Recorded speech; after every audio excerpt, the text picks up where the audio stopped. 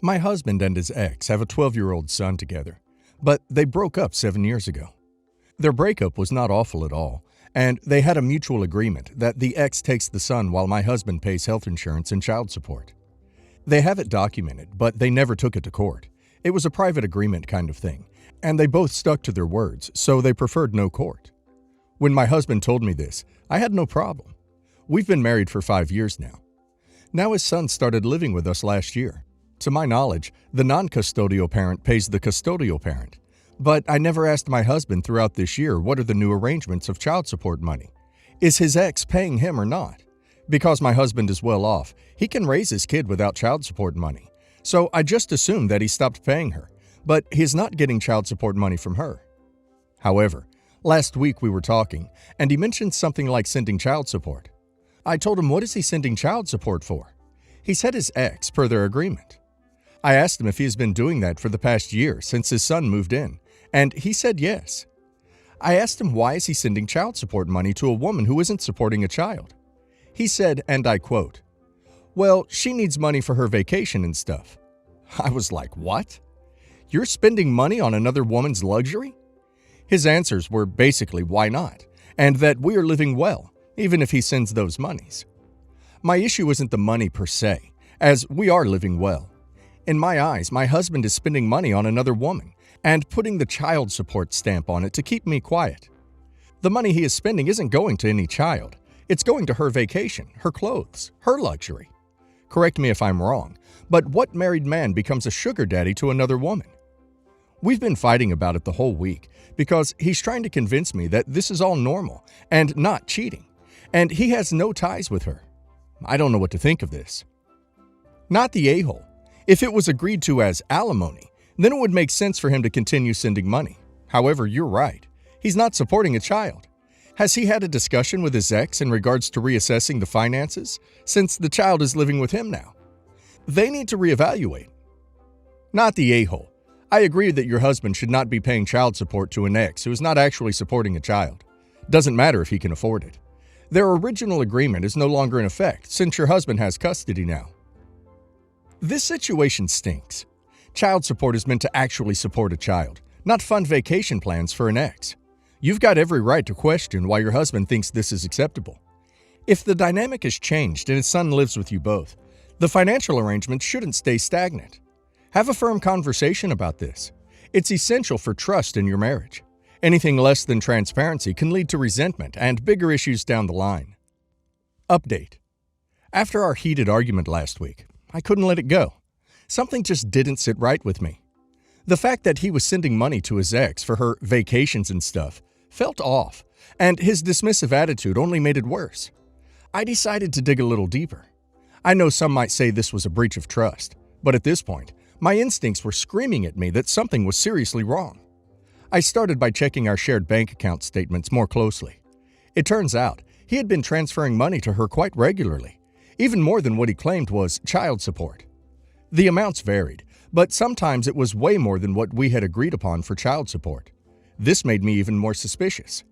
Then, I did something I never thought I'd do. I looked through his phone while he was asleep.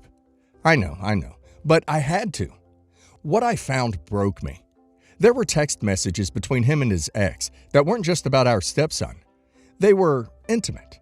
Messages about how much they missed each other, plans they had for secret meetups, and even discussions about their relationship.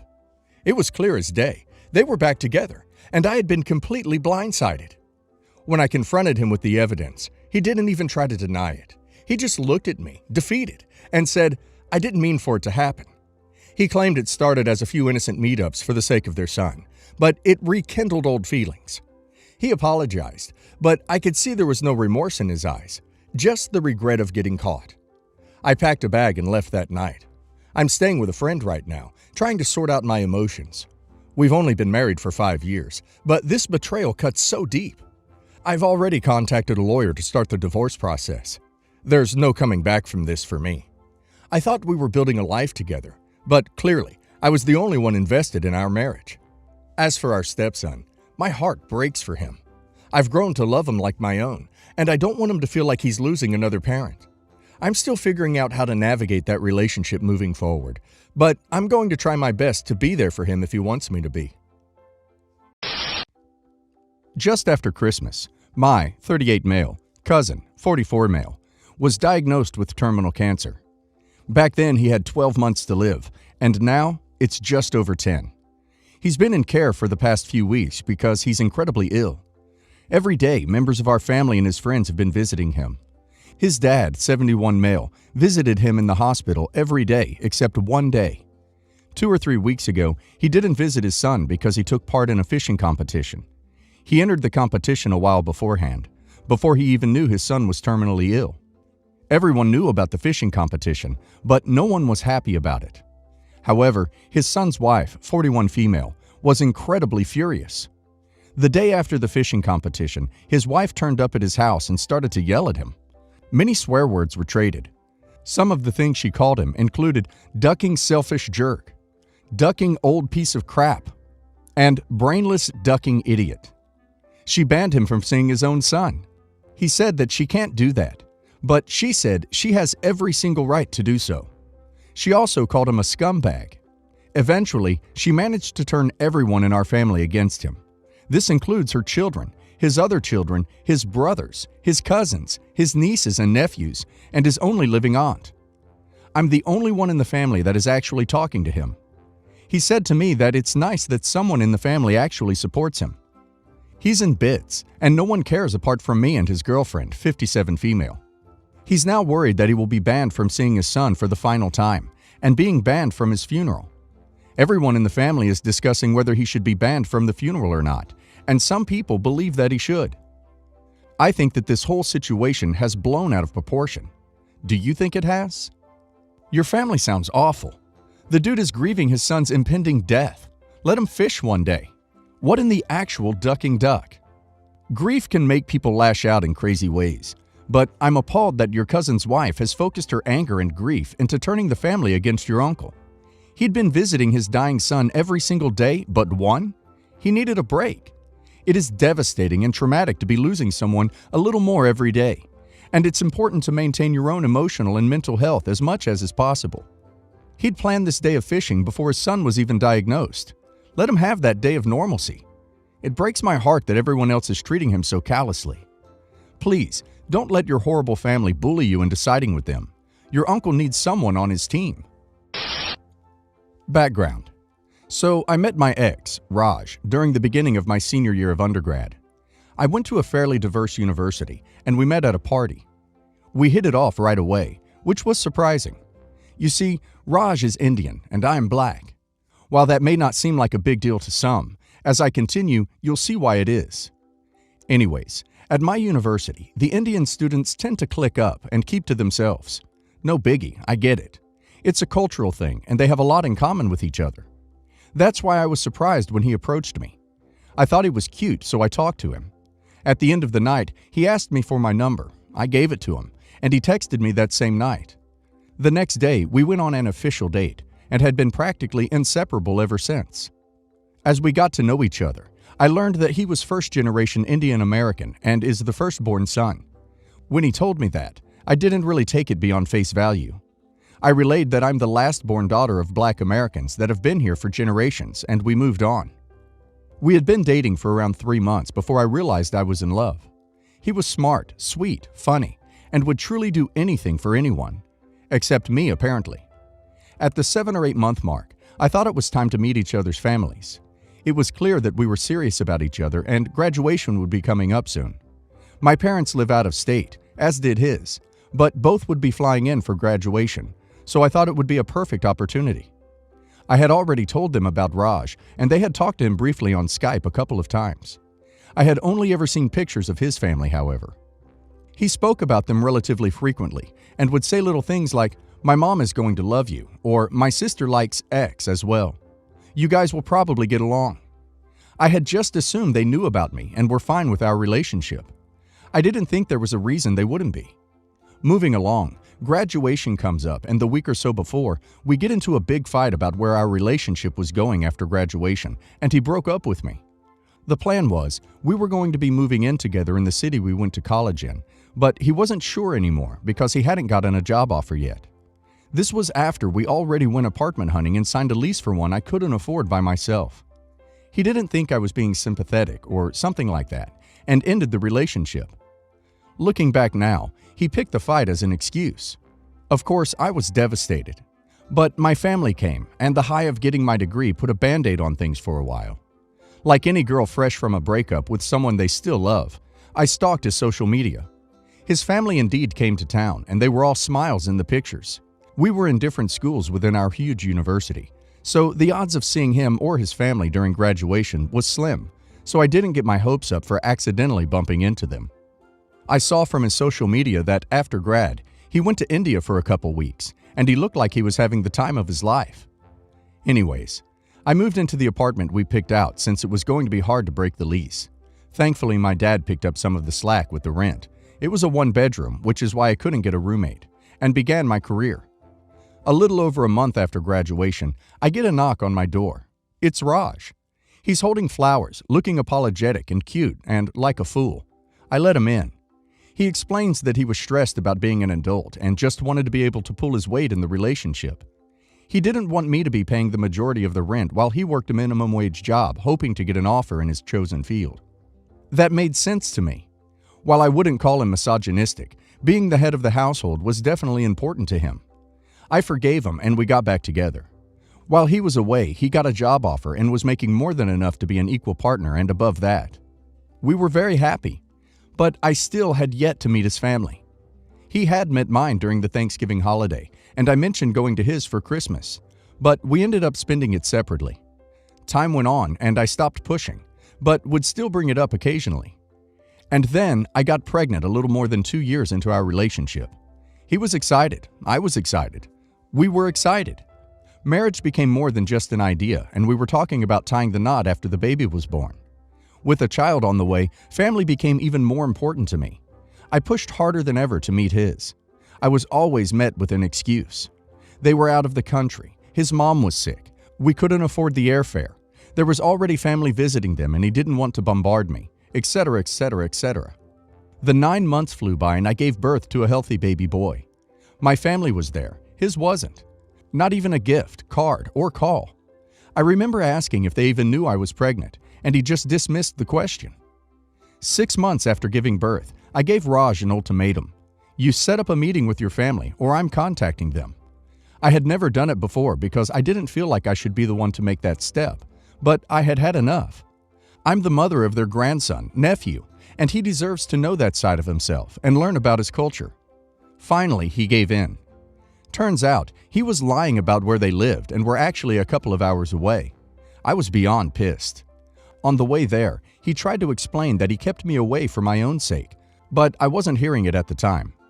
We get to his hometown and meet his mom, dad, and one of his siblings at a restaurant. I was hella nervous, but Raj was petrified. It still didn't click for me. We sat down for dinner and immediately I'm uncomfortable. To say they were shocked to see me and my son was an understatement. His parents barely acknowledged my son, though his sister did coo at him until the father gave her a look to stop. Raj explained who I am, and the entire dinner they refused to speak English, let alone look at me. There was just a lot of angry voices and gesturing in my direction. Raj tried his best to reply in English and defend me, but as the verbal assault got worse, he stopped replying in English. I guess so I could be completely in the dark about what they were saying about me. Since I was being shut out, I began putting pieces together in my head. He never told them about me. They didn't know we had a son. They would never accept their son was with a non-Indian. Needless to say, I had had enough and we left.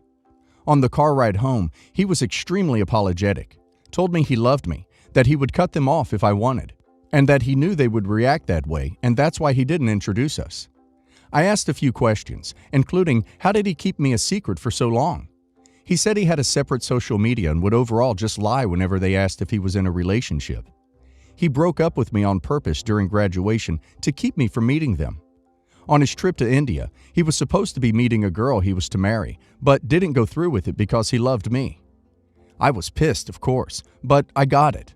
I did some research and saw it isn't that uncommon for Indian American children to hide their non-Indian significant others from their families. Indians have such a strong culture that going outside of it is still taboo to many. I mean, I know there are still prejudices in the world. Believe me, I do.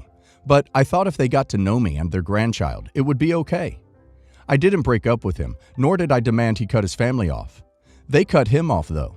I could tell it bothered him, and I began to fear he'd resent me. He didn't, though, and we began to move on with our lives. It was a couple of months after my son's first birthday that Raj got a call in the middle of the night. His father had died of a heart attack, and he was needed right away. I wanted to be there for him, but given the way his family felt about me, I knew I wouldn't be able to go through the funeral process at his side. He flew to India for a few weeks, and during that time, our communication was low. I chalked it up to the time difference and him being busy. When he got back, I could still tell something was off. He was barely home a day before he told me he was the man of the family now, and he had to honor that. I cried and asked him not to leave, but he said he had to. He packed up and left. During that time he was gone, he would send money for our son every couple months, but overall, I didn't hear from him. Of course, I was devastated, but more so for my son. I so want him to grow up with a father like I did. I would send Raj photos and keep him up to date on my little bear, but he wouldn't respond. It was radio silence. And that's when I got pissed. I stopped sending pics and messages and basically said, duck him. It's just me and my son now. Now, so that you're all caught up, here's my dilemma. He's back. Once again, he showed up at my doorstep. I slammed it in his face this time. He knocked until I threatened to call the cops. He left after that, but showed up the next day, and the next, and the next. Finally, for my son's sake, okay, mine too, I let him in. He explained that after his father died, his family basically blamed him for it. They said the stress of the dishonor he caused by being with me sent his dad to an early grave. He let them guilt him into leaving us and going back to them. Once again, they tried to marry him off, and once again, he didn't go through with it. He said he still loved me, loved our son, missed us, and hated that he abandoned us. He said he knew that he'd have to earn my trust, but he wants to be a family again. This was yesterday. Here's the question. Do I take him back? I still love him, but trust is shattered. I don't know if it can ever be repaired. If I don't take him back, how much access should I give him to our son? I don't want him to get attached to his father only for Raj to disappear the next time there's a family emergency. And lastly, has anyone else had this problem? He was the man of his own family, with a son of his own, that he dropped out of guilt. What made him think you and your son wasn't his family? The one where he was needed the most? At the very least, counseling to figure his loyalties out and walk through the damage done to you and your son. He will be better off, and so will you, if you can work this through as adults, whether you stay together or not. Update. So, the day I posted, it was a day or two after Raj had just showed up. I was shocked to say the least, and my mind was everywhere. The next day, Raj showed up again, with my knowledge this time, to discuss a few things. I had dropped my son off at my best friend's house for the time being so that we could talk with no interruptions. The conversation went well. I made it clear that for the foreseeable future, we will not be getting back together. I made sure he knew that I did not trust him, and at that moment, I didn't even like who he was as a person. He asked if I still loved him, and I answered honestly that I did. But at this point in time, it didn't matter. He didn't really remark on that, but seemed to take it at face value. He said that he understood why we couldn't be together, but that he'd wait for me to be ready again. I told him not to hold his breath and that he needed to focus on being a father and not a boyfriend. Which brings me to the next and most important part of the conversation. I told him that, again, for the foreseeable future, he would only be having supervised visits with our son under my discretion. We would be meeting at a specific place at a specific time, and if he missed one meeting, then all bets were off. I also did not want my son to be in contact with anyone from his family. He agreed to all of that, with a minor caveat on the last part. He said when he left his family and cut contact with them, that his sister left too. The same sister that was at the dinner and looked to be sympathetic to me and my son. Apparently, she realized what was happening was wrong and decided to take a stand. I was weary of his sister and told him that I'd have to meet her and speak with her a few times before I was comfortable with her being around my son. I informed Raj that I was going to see a lawyer to talk about custody and child support. He said ultimately, like in a few years, he'd like close to 50-50 time, but for now he'd go with whatever I wanted. He also threw out a number for child support, more than what I was thinking, and we agreed to that number. Of course, we will get this all legally taken care of because his word is crap. At the end of the conversation, I suggested he go and see someone about his family issues and the guilt he feels, and he mentioned he had already looked into it. I'm not sure if that meant he has been going or what, but as of right now, I'm not going to push. So that initial conversation was great. I went and saw a lawyer, and he said with our history, I would have no problem getting everything I asked for, especially since Raj isn't putting up a fight. We have an appointment with a mediator in the next few weeks to make it all legally binding. Ever since he's back, Raj has been calling every day to talk to our son. A few days after our second conversation, he brought a check for the back child support, something I hadn't yet asked for, nor was expecting so quickly.